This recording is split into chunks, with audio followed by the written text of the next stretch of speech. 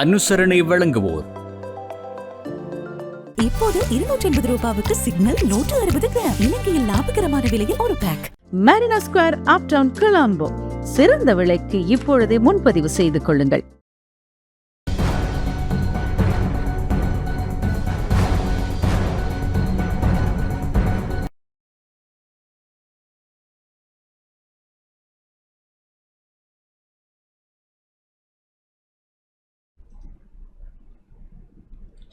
வணக்கம்.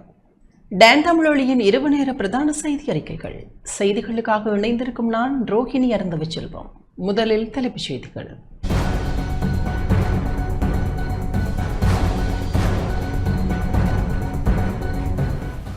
யாழ்ப்பாணம் செம்மணி மனித புதைகுழிக்கு நீதி கோரி இன்று கொழும்பில் போராட்டம். கல்வியை அரசியல் கருவியாக மாற்ற வேண்டாம் என பிரதமர் ஹரணி அமரசூரிய கோரிக்கை. மன்னார் நகரசபையின் இன்றைய அமர்விலும் குழப்பம். வடக்கு மாகாணத்தின் பல்வேறு பகுதிகளிலும் ஆடிப்பிறப்பு விழா. திருகோணமலை மோரவெவ பிரதேச செயலக அபிவிருத்தி உத்தியோகத்தர்கள் போராட்டம்.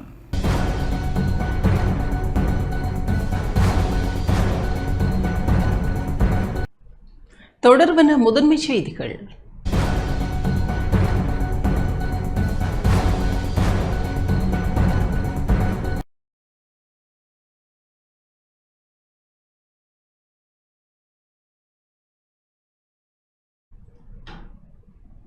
யாழ்ப்பாணம் செம்மணி மனித புதைகுழிக்கு நீதி கோரி இன்று கொழும்பில் போராட்டம் முன்னெடுக்கப்பட்டது.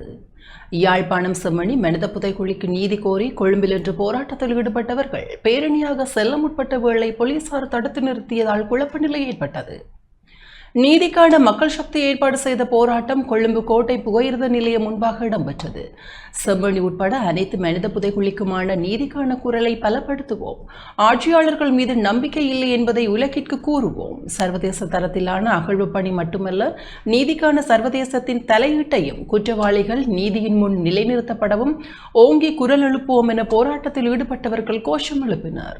இந்த போராட்டத்தில் சமூக நீதிக்கான செயற்பாட்டாளரும் அரசியல் கைதிகளை விடுதலை செய்வதற்கான தேசிய அமைப்பின் இணைப்பாளருமான அருட்தந்தை மாவனா சக்திவேல், சிவில் சங்க உறுப்பினர்கள், இலங்கை ஆசிரியர் சங்கத்தின் செயலாளர் ஜோசப் ஸ்டாலின் மற்றும் பொதுமக்கள் பங்கேற்றனர். இவர்கள் பேரணியாக செல்ல முயன்ற வேளை போலீசார் தடுத்து நிறுத்தினர். முன்னோக்கி செல்வதற்கு அனுமதிக்குமாறு போலீசாரிடம் வேண்டுகோள் விடுத்த போதிலும் போலீசார் அனுமதி வழங்கவில்லை. இந்த நிலையில் போராட்ட குழுவினர் முன்னோக்கி நகர முற்பட்ட வேளை போலீசார் தடுத்து நிறுத்தியதால் குழப்ப நிலை ஏற்பட்டது.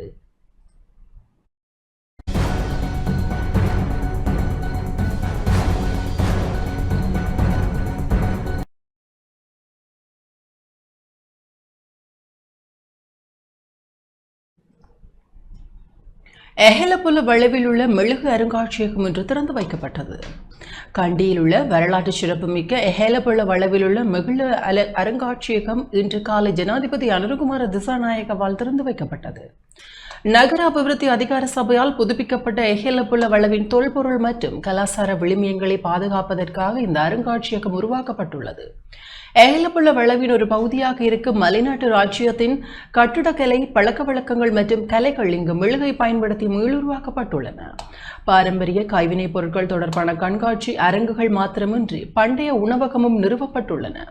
வணக்கத்திற்குரிய வெளிவிட்ட ஸ்ரீ சரணங்க சங்கராஜ தேரர், வணக்கத்திற்குரிய வாரிய போல ஸ்ரீ சுமங்கல தேரர், மன்னர் விமலதர்ம சூரியர், குசுமாசனா தேவி, மொனரவில கெட்டிபொல, தேவேந்திர முலாச்சாரி, ஆளுநர் ராபர்ட் பிரவுன்ட்ரிக், எஹலபுல மகா அதிகாரம் குமாரிகாமி மற்றும் அவரது 2 குழந்தைகள் உள்ளிட்ட வரலாற்றில் முக்கியமான 35 நபர்களின் உயிரோட்டமான மெழுகு உருவங்கள் இங்கு மீளுருவாக்கப்பட்டுள்ளன. இலங்கையின் பெருமையையும் கண்ணியத்தையும் பிரதிபலிக்கும் வகையில் கட்டி முடிக்கப்பட்டுள்ள இந்த அருங்காட்சியகம் கண்டிக்கு வருகை தரும் உள்நாட்டு மற்றும் வெளிநாட்டு சுற்றுலா பயணிகளின் கவனத்தை ஈர்க்கும் என்று எதிர்பார்க்கப்படுகின்றது. இந்த அருங்காட்சியகமானது மலைநாட்டு ராஜ்யம் மற்றும் அதனுடன் தொடர்புடைய வரலாற்றை தற்போதைய தலைமுறையினருக்கு துல்லியமாக அறிந்து கொள்ளக்கூடிய இடமாக இருக்கும். கம்பளையில் வசிக்கும் அதுல்லா ஹெரத் இந்த சிற்பங்களை உருவாக்கியதோடு ஸ்ரீ தலதா மாளிகையின் எஹலபுல வளவு அருங்காட்சிய விசேட திட்டத்தின் கீழ் இந்த திட்டத்திற்காக 300 மில்லியன் ரூபாய் செலவிடப்பட்டுள்ளது.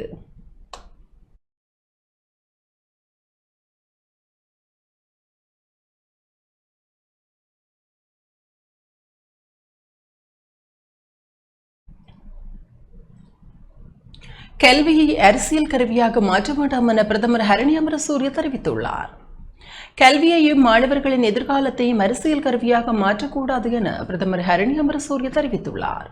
புதிய கல்வி மறுசீரமைப்பு குறித்து மேல் மாகாண கல்வித்துறை அதிகாரிகளுக்கு அறிவிக்கும் நிகழ்வில் இன்று மேல் மாகாண சபை கேட்போர் கூடத்தில் நடைபெற்ற போதே பிரதமர் இவ்வாறு தெரிவித்தார்.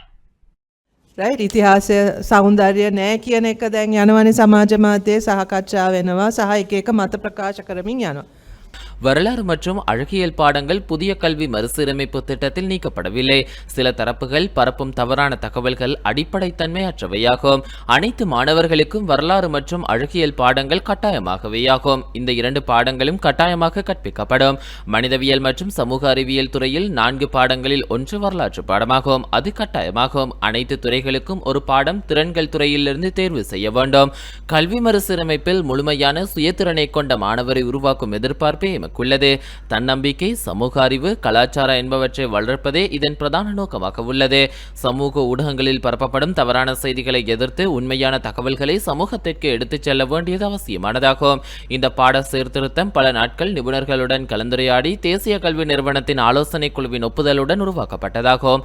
அரசியல் செய்யலாம், ஆனால் கல்வியையும் மாணவர்களின் எதிர்காலத்தையும் அரசியல் கருவியாக மாற்றக்கூடாது. ඉතිහාසය සහ සෞන්දර්ය විෂයන් අනිවාර්ය වෙනවා.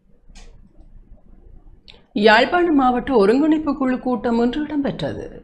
யாழ்ப்பாண மாவட்ட ஒருங்கிணைப்பு குழு கூட்டம் மாவட்ட செயலக கேட்போர் கூடத்தில் மாவட்ட ஒருங்கிணைப்பு குழு தலைவரும் கடற்றொழில் அமைச்சருமான இன சந்திரசேகர், இணைத்தலைவர், வடக்கு மாகாண ஆளுநர் நவன வேதநாயகன் ஆகியோரின் பங்கேற்புடன் இன்று இடம்பெற்றது. இதில் யாழ்ப்பாண மாவட்ட அரசாங்க அதிபர் மற்றும் நாடாளுமன்ற உறுப்பினர்கள், உள்ளூராட்சி சபை தவிசாளர்கள், அரசு திணைக்கள பிரதிநிதிகள், பிரதேச சபை செயலாளர்கள், முப்படைகளின் பிரதிநிதிகள் என பலர் பங்கேற்றனர். மாவட்டத்தில் உள்ள பல்வேறு விடயங்கள் ஆராயப்பட்டு தீர்மானங்கள் மேற்கொள்ளப்பட்டன. அனுமதிகள் பிரதேச செயலாளருக்கு வழங்கப்பட்டிருக்கின்றது. இதே எடுத்துக்கொண்டு பார்க்கின்ற பொழுது மாகாண சபைகளுக்கு வவுனியாவிலிருந்து மன்னாரிலிருந்து மொத்தக்கிழப்பில்லாத யாழ்ப்பாணத்தில் மட்டும் 33வது அதற்குரிய பகுதி இருக்குது.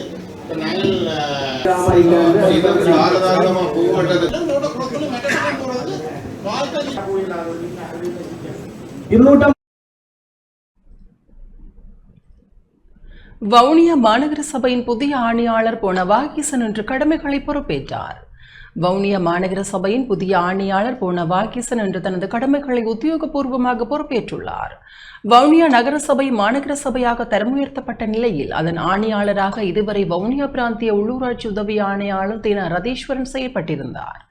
இந்த நிலையில் புதிய ஆணையாளராக வடக்கு மாகாண மகளிர் விவகாரம் மற்றும் கூட்டுறவு அமைச்சின் செயலாளராக கடமையாற்றிய போன வாகீசன் நேற்று நியமிக்கப்பட்டார். ஆளுநர் நியமனம் வழங்கிய நிலையில் வவுனியா மாநகர சபையில் இன்று புதிய ஆணையாளர் தனது கடமைகளை பொறுப்பேற்றார்.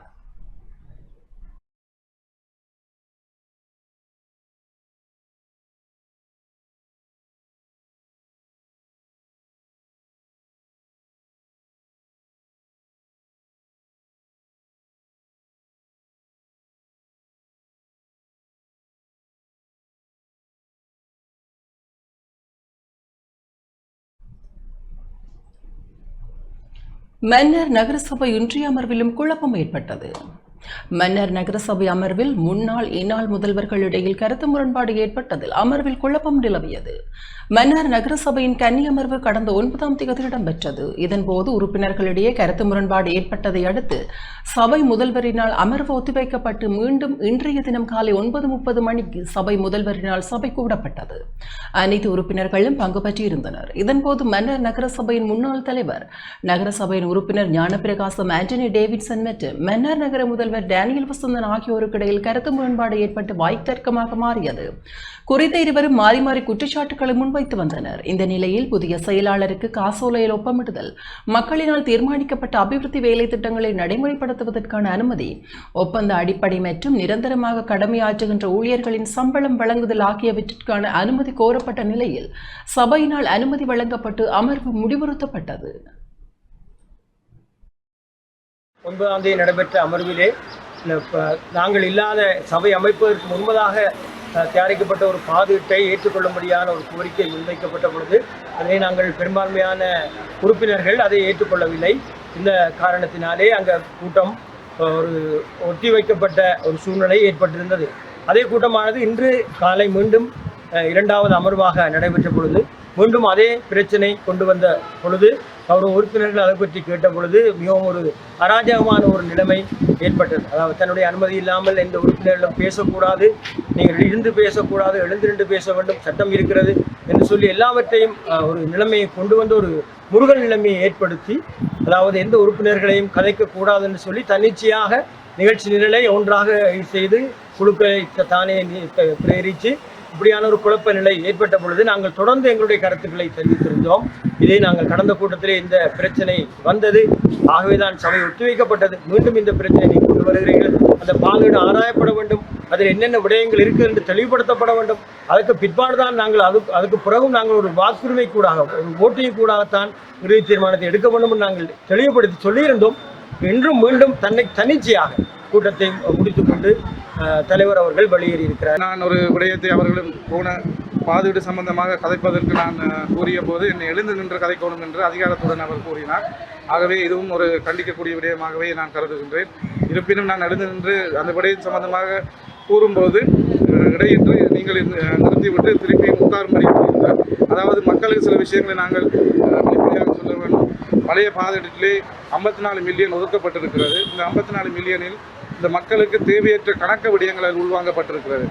உதாரணமாக இங்கு காணப்படுகின்ற பெரிய தொகுதிகள், எழுத்தூர் தொகுதியில் 7 கிராமங்கள் இருக்கின்றது. அவர்களுக்கு 6 மில்லியன் ரூபாயை மட்டுமே அவர்கள் ஒதுக்கியிருக்கிறார்கள்.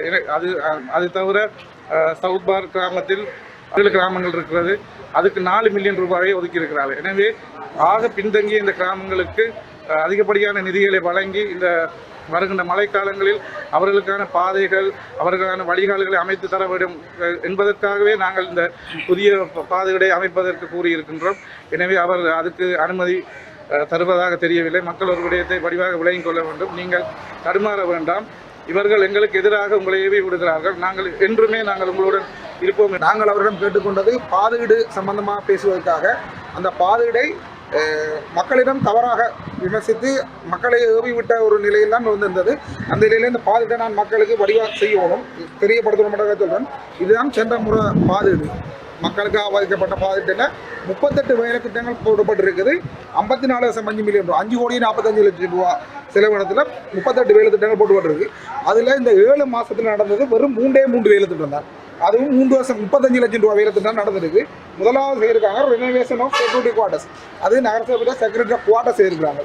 ரெண்டாவது renovation of town hall urban council of Mannar, இந்த மன்னர் நகரசபையில் இந்த 3 வேலை திட்டத்தில் 2 நகரசபைகளே செய்திருக்காங்க. மூன்றாவது கீரி பீச்சுக்கு செய்திருக்காங்க 15 லட்சம் ரூபாய். இதுதான் இவங்க போட்டப்பட்ட பட்ஜெட். ஆனால் இதை உண்மைக்கு பரப்ப போன முறை சபை முடிவு அடைந்த பிறகு ஊடகங்களுக்கு தெரியப்படுத்தியிருந்தவர் பாதி வேலை திட்டங்கள் நடந்து முடிஞ்சிட்டு நாங்கள் வீணா மக்களை குழப்பிக் கொண்டு. ஆனால் 38ல் 3 வேலை திட்டம் நடந்திருக்கு. இதான் நம்மளோட. இவர் ஏற்கனவே மக்களால் நிராகரிக்கப்பட்ட ஒருவர், இந்த மெம்பர்களுக்கூடாகவும் மற்ற போனஸ் மெம்பர்களுக்கூடாகவும் ஏதோ ஒரு பின்கதவாட வந்த ஒரு தலைவர். இவர் மக்களை ஏமாத்துற மாதிரி எங்களையும் ஏமாத்த இயலாது. நாங்கள் மக்களுக்காக வந்திருக்கிறோம். மக்கள் புதிதாக ஒரு பாதுகாட்டை போட்டு மக்களுக்கு தேவையான விஷயங்களை உள்வாங்கி வேலை திட்டத்தை கொண்டு போகணும்ன்றதா எங்களோட நோக்கம். ஆதரவளிக்கிறதுக்கு நாங்கள் தயாராக இருக்கிறோம். மக்களுக்கு தேவையான பாதுகாட்டை போட்டு அதனூடாக சபையை கொண்டு போறதுக்கு நாங்கள் விரும்புகிறோம். புதிய செயலாளராக வருகின்றிருக்கும் செயலாளர் அவர்களுக்கு காசோலையிலே ஒப்பமிடும் அதிகாரம் வழங்கப்பட்டிருக்கிறது. அதே போன்று மக்களால் தீர்மானிக்கப்பட்ட வேலை திட்டங்களை நடைமுறைப்படுத்துவதற்கு, அபிவிருத்தி திட்டங்களை நடைமுறைப்படுத்துவதற்கு இன்றைய சபையினூடாக அனுமதி வழங்கப்பட்டிருக்கிறது. அதே போன்று ஒப்பந்த அடிப்படையிலான வேலை ஊழியர்கள், அதே போன்று நிரந்தர ஊழியர்களுக்கான சம்பளங்களை வழங்குவதற்கான அனுமதி இன்று வழங்கப்பட்டிருக்கிறது. அதேபோன்று மன்னார் நகரத்துக்கு உட்பட்ட பிரதேசங்களிலே கனிய வளம் அள்ளுவதோ அல்லது காற்றாலை மின்சாரம் அமைப்பதோ இந்த சபையினூடாக முற்றாக தடை செய்யப்பட்டிருக்கான ஏகமனதான தீர்மானங்கள் நிறைவேற்றப்பட்டிருக்கிறது. தங்களது நடவடிக்கைகளை இன்று காண்பித்தார்கள். அவர்களுக்கு மன்னார் நகர சபை சார்பாக வன்மையான கண்டனத்தை இந்த தருணத்திலே நான் அவர்களுக்கு தெரிவித்துக் கொள்கின்றேன். மக்களின் வரிப்பணத்திலே இடம்பெறுகின்ற இந்த கூட்டங்களை குழப்பி மக்களுக்கான சேவைகளை தடுப்பதுதான் அவர்களது நோக்கமாக இருக்கின்றது. எனவே அவர்களுக்கு இந்த நேரத்தில் கண்டனத்தை தெரிவித்துக் கொண்டு, அதே போன்று சென்ற முறை இருந்த தவிசாளர் ஆண்டனி டேவிட்சன் அவர்களினால் தனது சகோதரனுக்கு ஒரு கடை வழங்கப்பட்டிருக்கு சைனா பஜார்ல, எந்த விதமான ஒப்பந்தமின்றி கூட்ட தீர்மானம் ஒன்றை நிறைவேற்றி சட்ட முறையற்ற வகையிலே இந்த கடை ஊழல் மூலமாக வழங்கப்பட்டிருக்கிறது. அதற்கான ஆவணம் தான் இது. உடனடியாக இவ்வாறான கடைகள் 50 கடைகள் மொத்தமாக கொடுக்கப்பட்டிருக்கிறது. ஒப்பந்த அடிப்படை இல்லாமல் கொடுக்கப்பட்டிருக்கிறது. எனவே இந்த கடைகள் தொடர்பாக ஊழல் ரீதியிலே கொடுக்கப்பட்ட கடைகள் தொடர்பாக உடனடியாக விசாரணைகள் நடத்தி இவ்வாறான ஊழல்வாதிகள் உடனடியாக கைது செய்யப்பட வேண்டும் என இந்த ஊடகத்தினூடாக நான் கேட்டுக்கொள்கிறேன். எனவே இவ்வாறான விடயங்கள் உடனடியாக விசாரிக்கப்பட்டு இந்த ஊழல்வாதிகள் மக்கள் முன்னாலே கொண்டு வரப்பட வேண்டும். திருகோணமலை வெறுகல் பிரதேச ஒருங்கிணைப்பு அபிவிருத்தி குழு கூட்டம் இன்று இடம்பெற்றது. திருகோணமலை வெறுகல் பிரதேச ஒருங்கிணைப்பு அபிவிருத்தி குழு கூட்டம் வெறுகல் பிரதேச செயலாளர் எம் அனஸின் ஒழுங்கமைப்பில் மாவட்ட அபிவிருத்தி குழுவின் தலைவரும் வெளிவிவகாரம் மற்றும் வெளிநாட்டு வேலைவாய்ப்புகள் பிரதியமைச்சருமான அருண் ஹேமச்சந்திரா தலைமையில் இன்று இடம்பெற்றது. கூட்டத்தில் வெறுகல் சேருவில்லை எல்லை பிரச்சினையை தீர்க்க எடுக்கப்பட்ட நடவடிக்கை, வெறுகல் பிரதேச செயலக பிரிவில் வனஜீவராசிகள் திணைக்களத்தின் கீழ் உள்ள பொதுமக்கள் குடியிருக்கும் இடங்களை எவ்வாறு பொதுமக்களுக்கு மீட்டுக் கொடுப்பது, வெறுகல் பிரதேச செயலக பிரிவில் காணப்படும் அபிவிருத்தி சார்ந்த பிரச்சினைகள், வெறுகல் பிரதேசத்தில் உள்ள காணிகளை பதிவு செய்தல், மேய்ச்சல் தரை பிரச்சினையை தீர்க்க நடவடிக்கை மேற்கொள்ளல், கருக்காமுனை புன்னியடி ஆற்றுக்கு இடையே பாலம் அமைத்து உள்ளிட்ட பல விடயங்கள் கலந்துரையாடப்பட்டன. இலங்கை தமிழரசு கட்சியின் திருகோணமலை மாவட்ட நாடாளுமன்ற உறுப்பினர் சண்முகம் குகதாசன், ஐக்கிய மக்கள் சக்தியின் நாடாளுமன்ற உறுப்பினர் இம்ரான் மஹரூப், வெறுகல் பிரதேச சபையின் தவிசாளர் எஸ் கருணாநிதி, வெறுகல் பிரதேச சபை உறுப்பினர்கள் உள்ளிட்டோர் கலந்து கொண்டதோடு துணைக்குழு தலைவர்களும் பிரசன்னமாக இருந்தனர்.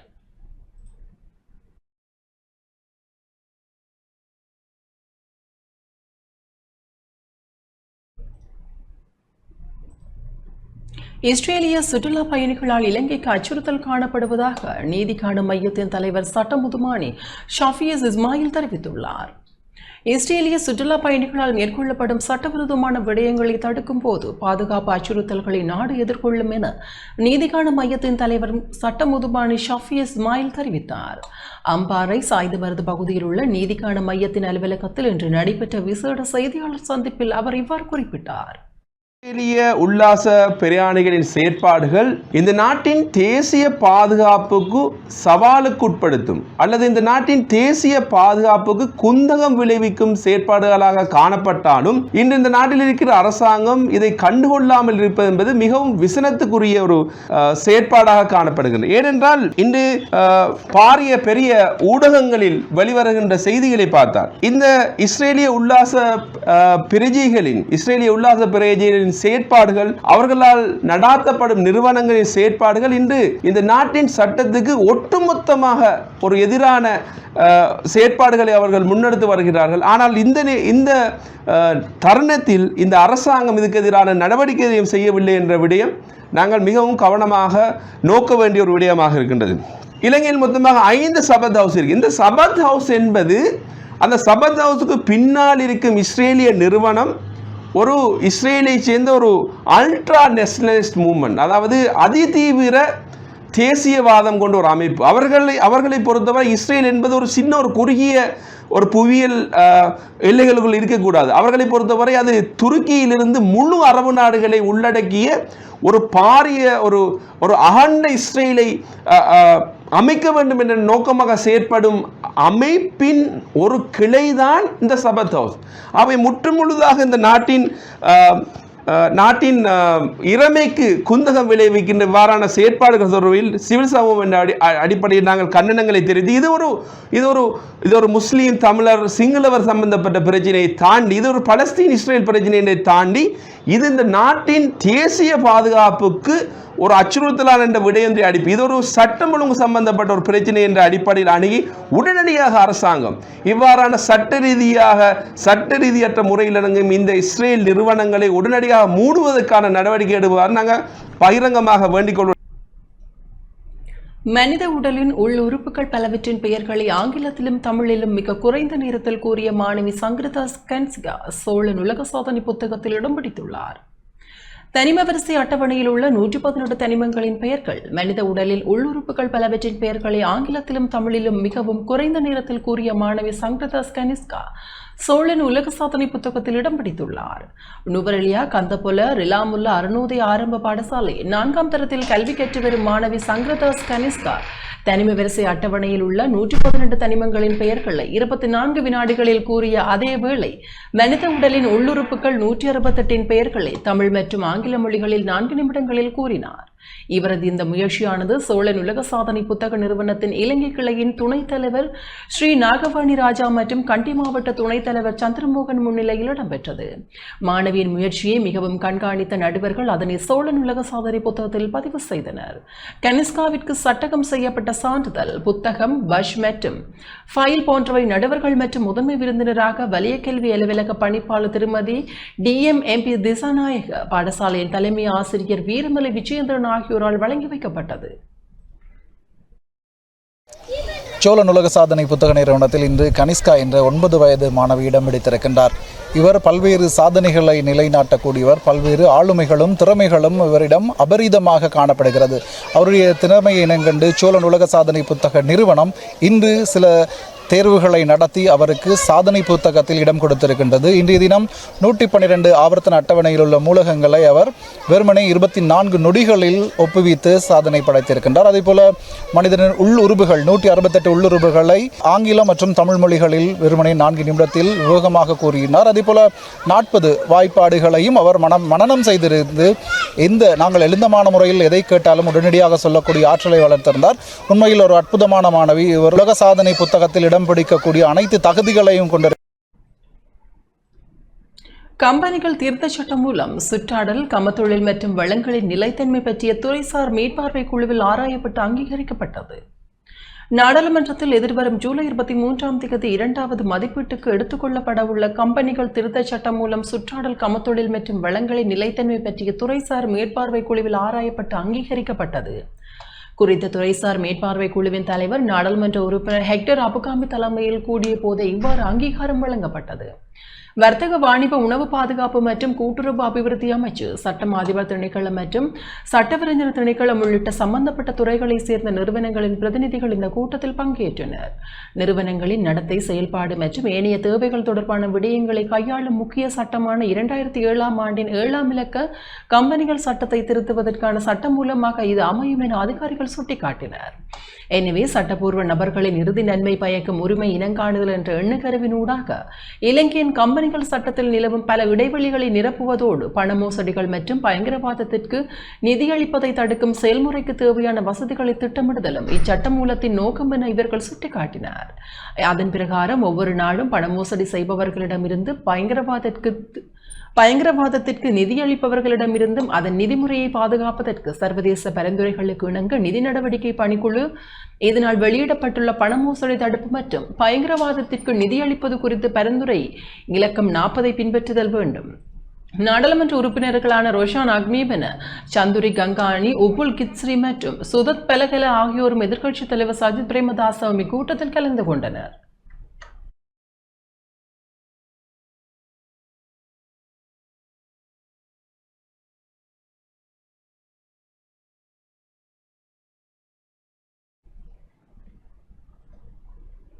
இறால் மீள் ஏற்றுமதிக்கான புதிய மற்றும் விரிவான தரமான செயற்பாட்டு நடைமுறை அறிமுகப்படுத்தப்பட்டுள்ளது. இலங்கையில் இறால் ஏற்றுமதி தொழில்துறையில் எதிர்கொள்ளும் பல சவால்களுக்கு தீர்வுகளை வழங்குவதுடன் இறால் மீள் ஏற்றுமதி செய்வதற்கான புதிய மற்றும் விரிவான தர இயங்கும் நடைமுறையை மீன்பிடி மற்றும் மீன்வளங்கள் அமைச்சு அறிமுகப்படுத்தியுள்ளது. இலங்கை பொருளாதாரத்திற்கு பெருந்தொகை அந்நிய செலாவணியை ஈட்டும் இறால் ஏற்றுமதி துறையை மேலும் வலுப்படுத்துவதே இதன் நோக்கமாகும். வெளிநாட்டு சந்தையில் இலங்கை இறாலுக்கு பெரும் தேவை இருந்த போதிலும் அண்மையில் உள்ளூர் நுகர்வு அதிகரித்துள்ளதுடன் உள்ளூர் உற்பத்தியில் சில வீழ்ச்சி ஏற்பட்டுள்ளதாக தெரிவிக்கப்பட்டுள்ளது. இந்நிலையில் ஏற்றுமதி தேவையை பராமரிக்க கடந்த சில வருடங்களாக வெளிநாட்டு இறால் இறக்குமதி மதிப்பு கூட்டு மறுஏற்று செய்ய அரசாங்கம் அனுமதித்துள்ளது. வெளிநாட்டு இறால்கள் தங்கள் தேவையை பாதிக்கும் தொற்று ஏற்படும் அபாயம் மற்றும் சில நாடுகளில் ஏற்றுமதி கட்டுப்பாடுகள் காரணமாக இலங்கையில் ஏற்றுமதி வர்த்தகம் பிரச்சனைகளை ஏற்படுத்தக்கூடும் என அவர்கள் கருத்து தெரிவித்தனர். இத்தகைய பின்னணியிலேயே இறால் மறு ஏற்றுமதிக்கு புதிய தர நடவடிக்கைகள் நடைமுறைப்படுத்த அறிமுகம் செய்யப்பட்டு வைக்கப்பட்டுள்ளது.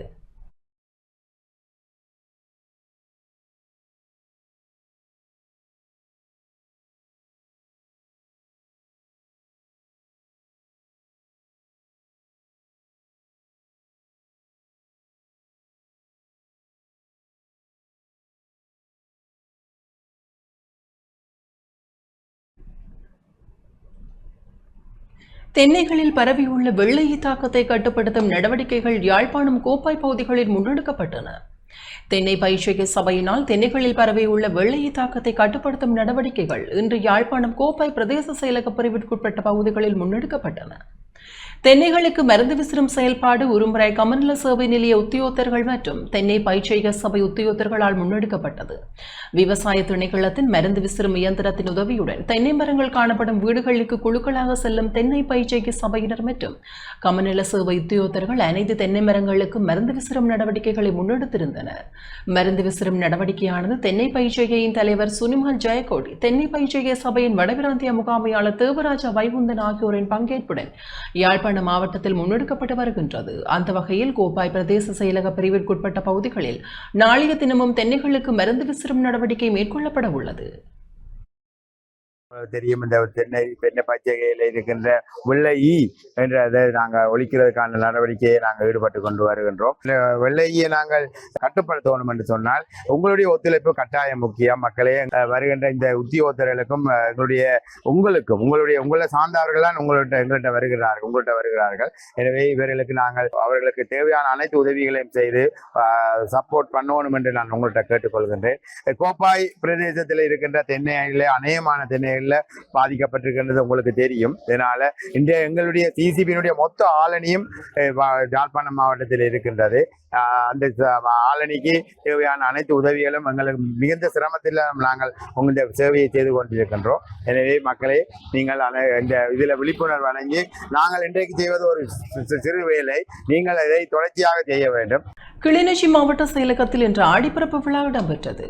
தமிழர் வாழ்வியலில் சிறப்பு மிகுந்த தினமான ஆடிப்பிறப்பு விழா இன்று கிளிநொச்சி மாவட்ட செயலகத்தில் இடம்பெற்றது.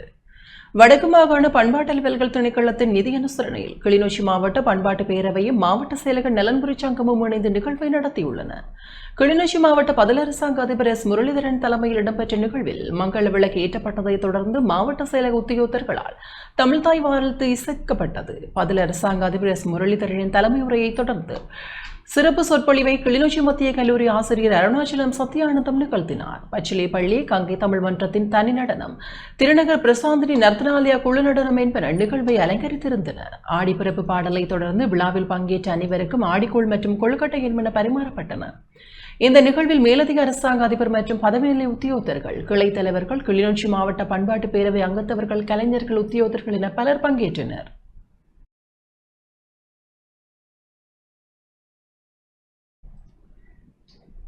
வடக்கு மாகாண கல்வி அமைச்சின் பண்பாட்டு அலுவலர்கள் அலகின் அனுசரணையுடன் மன்னர் மாவட்ட செயலகத்தினால் வருடாந்தம் நடத்தப்படும் மன்னர் மாவட்ட மட்டத்திலான ஆடிப்பிறப்பு விழா திருக்கீதீஸ்வரம் கௌரியம்பாள் தமிழ் மகா வித்தியாலயத்தில் இன்று இடம்பெற்றது. ஆடிப்பிறப்பு கொண்டாட்டம் சமூகமயப்பட்ட நிகழ்வுகளாக நடத்தப்பட வேண்டும் என்ற சிந்தனைக்கு அமைவாக கௌரியம்பாள் தமிழ் மகா வித்தியாலய அதிபர், ஆசிரியர்கள் மற்றும் மாணவர்களுடன் இணைந்து இம்முறை ஆடிப்பிறப்பு கொண்டாட்டம் ஏற்பாடு செய்யப்பட்டது. மன்னர் மாவட்ட செயலக உதவி மாவட்ட செயலாளர் பூனா டில்லி சென்பாயஸ் தலைமையில் இடம்பெற்ற விழாவில் பிரதம விருந்தினராக மன்னார் மாவட்ட அரசாங்க அதிபர் கான கனகேஸ்வரன் பங்கேற்றார்.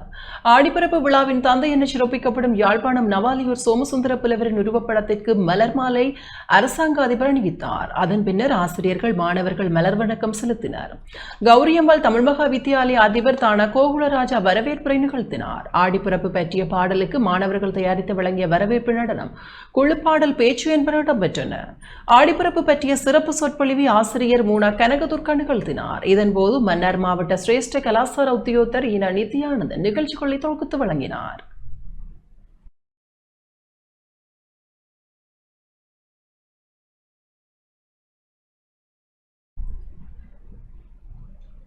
வவுனியா முச்சக்கரவண்டி உரிமையாளர் சங்கத்தின் ஏற்பாட்டில் வவுனியா தர்மலிங்கம் வீதியில் அமைந்துள்ள நவாலியூர் சோமசுந்தர புலவர் சிலை அடியில் இன்று காலை ஆடிப்பிறப்பு கொண்டாட்டம் இடம்பெற்றது. மாநகர சபையின் பங்களிப்புடன் நடைபெற்ற நிகழ்வில் சோமசுந்தர புலவரின் சிலைக்கு மாலை அணிவிக்கப்பட்டு மலரஞ்சலி செலுத்தப்பட்டது. அதனைத் தொடர்ந்து விபுலானந்த கல்லூரி மாணவர்களின் கலை நிகழ்வுகளும் நடைபெற்றன. ஆடிப்பிறப்பு தொடர்பான சிறப்புரைகளை கலாசார உத்தியோகத்தர் சீனா கஜேந்திரகுமார் மற்றும் ஆசிரியர் வரதன் ஆகியோர் நிகழ்த்தியிருந்தனர். நிகழ்வில் மாநகர சபை முதல்வர் சூனா காண்டீபன், மாநகர ஆணையாளர் வாகீசன், முச்சக்கரவண்டி உரிமையாளர் சங்க தலைவர் ரவீந்திரன், மாநகர சபை உறுப்பினர்கள், உத்தியோகத்தர்கள், பொது அமைப்பினர், சமூக ஆர்வலர்கள் உட்பட பலரும் கலந்து கொண்டனர்.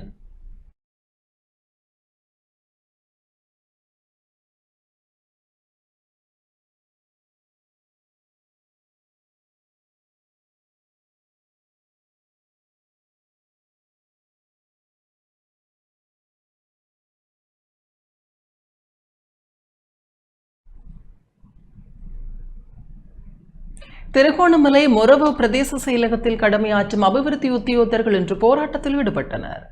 நிறுத்தப்பட்ட இடமாற்றத்தை நடைமுறைப்படுத்த கோரி திருகோணமலை மொரவ பிரதேச செயலகத்தில் கடமையாற்றும் அபிவிருத்தி உத்தியோகத்தர்கள் இன்று கவனஈர்ப்பு போராட்டத்தில் ஈடுபட்டனர்.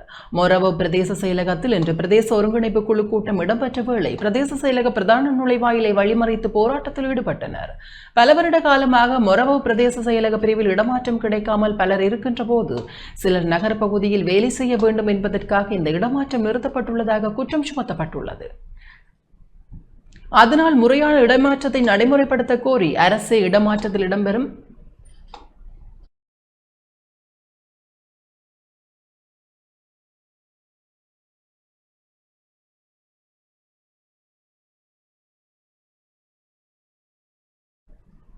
அரசு இடமாற்றத்தில் இடம்பெறும் பாராபட்சங்களை நிறுத்து, நியாயமான வருடாந்த இடமாற்றத்தை நடைமுறைப்படுத்து, இடமாற்றத்தில் தொழிற்சங்கத்தின் ஒருதலைப்பட்ச தலையீட்டை நிறுத்து போன்ற வாசகங்கள் அடங்கிய பதாதைகளை ஏந்தியவாறு உத்தியோகத்தர்கள் ஆர்ப்பாட்டத்தில் ஈடுபட்டனர்.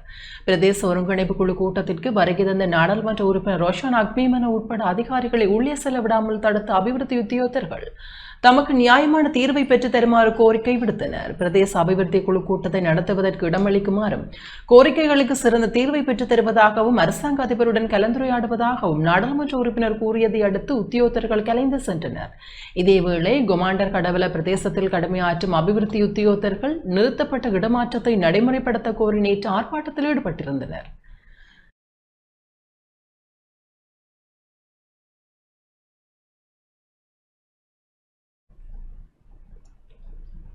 நுவரெலியா கொட்டகலை பிரதேசத்தில் உள்ள விசேட தேவையுடைய குழந்தைகளுக்கான புதிய வேலை திட்டம் இன்று முன்னெடுக்கப்பட்டது. நுவரெலியா கொட்டகலை பொது சுகாதார காரியாலயத்தின் ஏற்பாட்டில் கொட்டகலை பிரதேசத்தில் உள்ள விசேட தேவையுடைய குழந்தைகளுக்கான புதிய வேலை திட்டம் இன்று கொட்டகலை ரிசிகிசி கலாசார மண்டபத்தில் இடம்பெற்றது. இந்த திட்டம் கனடா நிறுவனத்தின் ஊடாக முன்னெடுக்கப்பட்டது. கொட்டகலை பிரதேசத்தில் உள்ள விசேட தேவையுடையவர்கள் எவ்வாறு பாதுகாப்பது என்பது தொடர்பில் பொது சுகாதார காரியாலய உத்தியோகத்தர்களுக்கு தெளிவுபடுத்தப்பட்டது. இன்று இடம்பெற்ற தெளிவூட்டல் நிகழ்வில் விசேட தேவையுடைய சிறுவர்களின் கலை நிகழ்வுகளும் இடம்பெற்றன.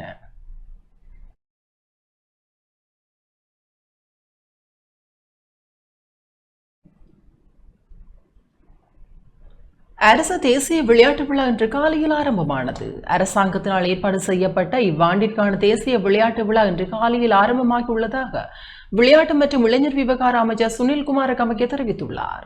அரசாங்க தகவல் திணைக்களத்தில் இன்று இடம்பெற்ற ஊடகவியலாளர் சந்திப்பின் போது அவர் இதனை தெரிவித்துள்ளார். අපේ රජයේ ක්‍රීඩාව සම්බන්ධයෙන් තියෙන ප්‍රතිපත්තිය எமது அரசாங்கத்தின் விளையாட்டுக் கொள்கை ஆற்றல் மிக்க குடிமகன் வெற்றியடைந்த மக்கள் என்ற எண்ணக்கருவின் கீழ் அமைந்துள்ளது. இதற்கிணங்க இம்முறையும் தேசிய விளையாட்டு விழாவை வெற்றிகரமாக நடாத்த அனைத்து ஏற்பாடுகளும் செய்யப்பட்டுள்ளது.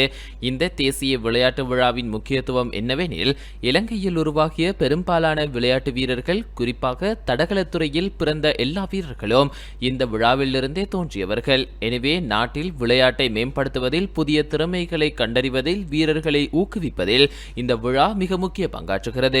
இந்த விழா கீழ்மட்டத்திலிருந்து ஏற்பாடு செய்யப்பட்டுள்ளது. அதாவது ஆரம்பமாக பிரதேச செயலக மட்டத்தில் போட்டிகள் நடக்கின்றன. அதன் பின்னர் அந்த போட்டிகளில் வெற்றி பெற்ற வீரர்கள் மாவட்ட மட்டத்திற்கு அழைத்துச் செல்லப்படுகிறார்கள். அதனை மாவட்ட போட்டிகள் என அழைக்கின்றோம். அதன் பின்னர் வெற்றி பெறும் வீரர்கள் மாகாண தொடர்களில் கலந்து கொள்கிறார்கள். மாகாண போட்டிகளில் வெற்றி பெறுபவர்களிலிருந்தே தேசிய வீரர்கள் தெரிவு செய்யப்படுகிறார்கள். இந்த ஆண்டு தேசிய விளையாட்டு விழா 5 கட்டங்களாக திட்டமிடப்பட்டுள்ளது. முதல் கட்டம் காலியில் இன்று முதல் 20ஆம் தேதி வரை நடைபெறும். இதில் 7 விளையாட்டு போட்டிகள் உள்ளன. வலைப்பந்தாட்டம், கிரிக்கெட், மரத்தன், சைக்கிளோட்டம் உள்ளிட்ட போட்டிகள் இடம்பெறும். 2ஆம் கட்ட போட்டிகள் கொழும்பில் எதிர்வரும் 25ஆம் தேதி முதல் 27ஆம் தேதி வரை நடைபெறும். இதில் இடம்பெறும் போட்டிகள் குத்துச்சண்டை, எடை தூக்கும் போட்டிகள் உள்ளிட்டவை இடம்பெறும். மேலும் 3ஆம் கட்ட போட்டிகள் கொழும்பில் ஆகஸ்ட் 1 முதல் 3 வரை நீச்சல், judo rugby, rugby sevens, gymnastics, T10 அல்லது T20 கிரிக்கெட், மேசை டென்னிஸ், ஹாக்கி, பேட்மிண்டன் உள்ளிட்ட போட்டிகள் இடம்பெறும். அத்துடன் 4ஆம் கட்டமாக ஆகஸ்ட் 13 முதல் 17 வரை சதுரங்கம், ஹேண்ட்பால், கேரம், எல்லே, கடற்கரை கபடி உள்ளிட்ட போட்டிகள் இடம்பெறும். 5ஆம் கட்ட போட்டிகள் காலியில் ஆகஸ்ட் 15 முதல் 31 வரை இடம்பெறவுள்ளதுடன் கூடைப்பந்து, குத்துச்சண்டை, கால்பந்து, கபடி, கடற்கரை வலைப்பந்தாட்டம் உள்ளிட்ட போட்டிகள் இடம்பெறவுள்ளது. இறுதிக்கட்ட போட்டிகள் ஆகஸ்ட் 29ஆம் தேதி ஆரம்பமாகும். ஆகஸ்ட் 31 அன்று பரிசளிப்பு மற்றும் சான்றிதழ் வழங்கும் நிகழ்வுகள் நடைபெறவுள்ளன. இறுதிக்கட்ட நிகழ்வுகள் காலியில் இடம்பெறும். அந்த வகையில் இன்றிலிருந்து ஆகஸ்ட் 31 வரை நடைபெறும் தேசிய விளையாட்டு விழா காலி, மாத்தறை, கொழும்பு என 3 மாவட்டங்களை அடிப்படையாக கொண்டு 6 கட்டங்களில் முன்னெடுக்கப்படுகிறது. இது அரசாங்கத்தினால் ஏற்பாடு செய்யப்பட்ட 2025 தேசிய விளையாட்டு விழாவின் முழுமையான திட்ட விவரமாகும். ගාල්ල, මාතර සහ කොළඹ.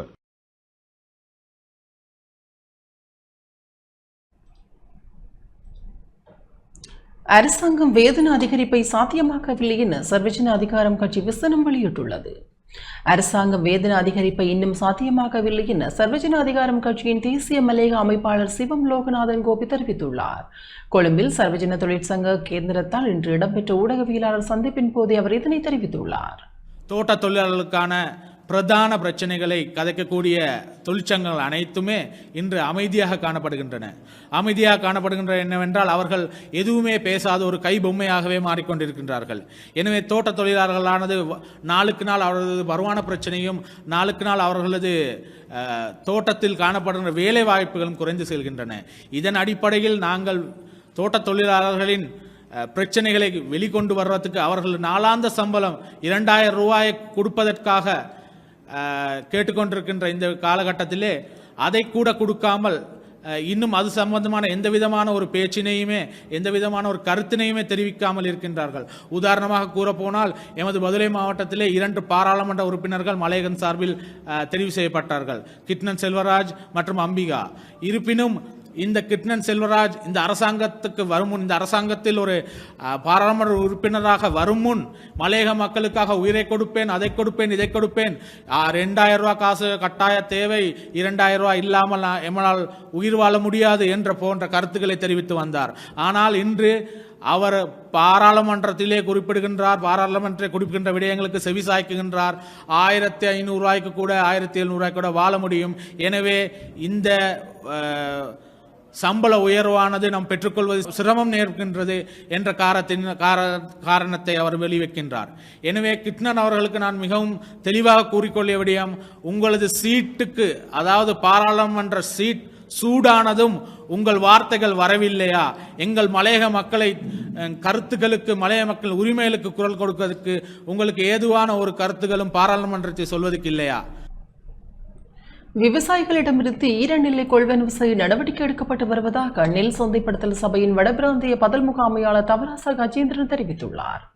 கிளிநொச்சி மற்றும் முல்லைத்தீவு மாவட்டங்களில் இதுவரை 3,20,000 கிலோகிராம் நெல் கொள்வனவு செய்யப்பட்டுள்ளதாக நெல் சந்தைப்படுத்தல் சபையின் வடபிராந்திய பதில் முகாமையாளர் தவராசா கஜேந்திரன் தெரிவித்துள்ளார். இன்று கிளிநொச்சியில் ஊடகங்களுக்கு கருத்து வெளியிடுகையில் இவ்வாறு குறிப்பிட்டார்.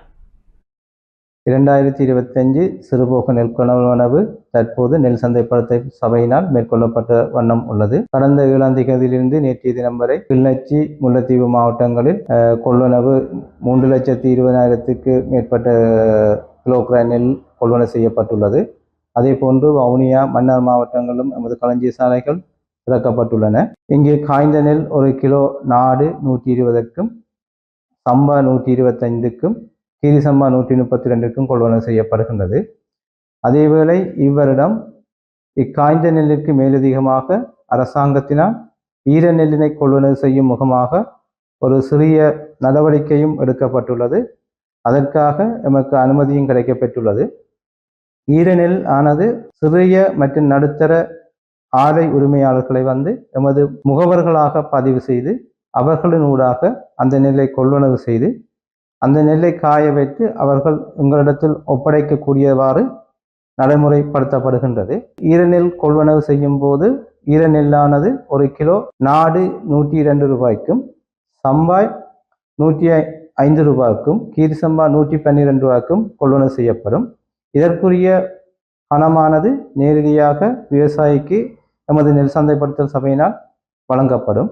இதற்கு மேலதிகமாக எம்மோடு இணைந்து முகவராக பதிவு செய்யப்பட்டுள்ள சிறிய மற்றும் நடுத்தர மில் உரிமையாளர்களுக்கு அந்த நெல்லை காய வைப்பதற்கும் அதை பேக் பண்ணுவதற்குமாக 6 ரூபாயும், அதற்கு மேலதிகமாக அவர்களது இடத்திலிருந்து எமது களஞ்சிய சாலைக்கு மாற்றுவதற்காக செலவினமாக ₹1.50 வழங்கப்படுகின்றது. இவ்வாறு குறித்த வேலைகளை மேற்கொள்வதற்கு விருப்பமுடைய சிறிய மற்றும் நடுத்தர மில் உரிமையாளர்கள் எமது நெல் சந்தைப்படுத்தல் சபை பிராந்திய காரியாலயத்துடன் தொடர்பு கொண்டு அதற்குரிய படிவங்கள் எம்மிடம் உள்ளது. அப்படிவங்களை பூர்த்தி செய்து எம்முடன் முகவராக இணையும் பட்சத்தில் ஈரநில் கொள்வனையும் துரிதமாக மேற்கொள்ளக்கூடியதாக இருக்கும் என்பதனை தெரிவித்துக் கொள்கின்றேன்.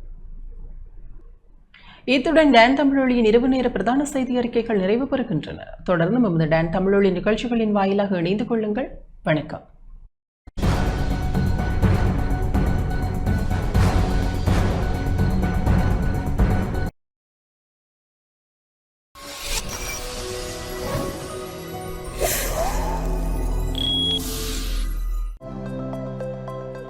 அனுசரணை வழங்கியோர் இப்போது 280 ரூபாவுக்கு சிக்னல் 160 கிராம். இலங்கையில் லாபகரமான விலையில் ஒரு pack. Marina Square uptown Colombo. சிறந்த விலைக்கு இப்பொழுதே முன்பதிவு செய்து கொள்ளுங்கள்.